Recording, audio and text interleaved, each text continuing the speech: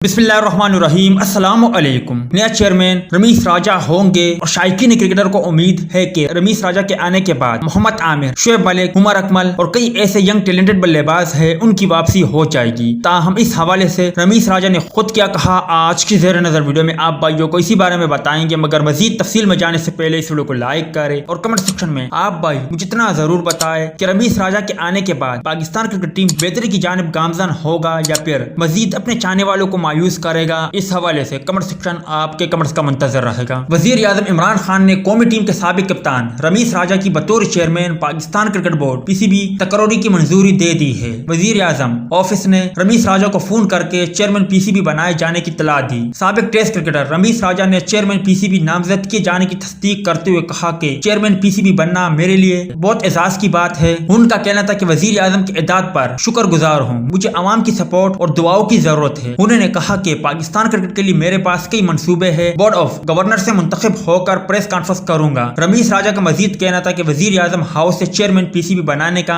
बताया गया है, अभी नहीं बता सकता कि गवर्निंग बोर्ड में वजीर आजम का दूसरा रुकन कौन होगा। जबकि इसके अलावा कश्मीर प्रीमियर लीग के ड्रीम टीम का ऐलान भी कर दिया है, जिनमें शान मसूद, निशान अशरफ विकेट कीपर, अहसान अली, काशिफ अली, हुसैन तलत, अनवर अली, शाद खान अफरीदी कैप्टन, मोहम्मद वसीम जूनियर, आसिफ अफरीदी, सलमान इरशाद, जमान खान, अरशद इकबाल 12वें खिलाड़ी के तौर पर शामिल होंगे। उम्मीद है दोस्तों कि आज के मुख्तसर वीडियो भी आप भाइयों को पसंद आई होगी।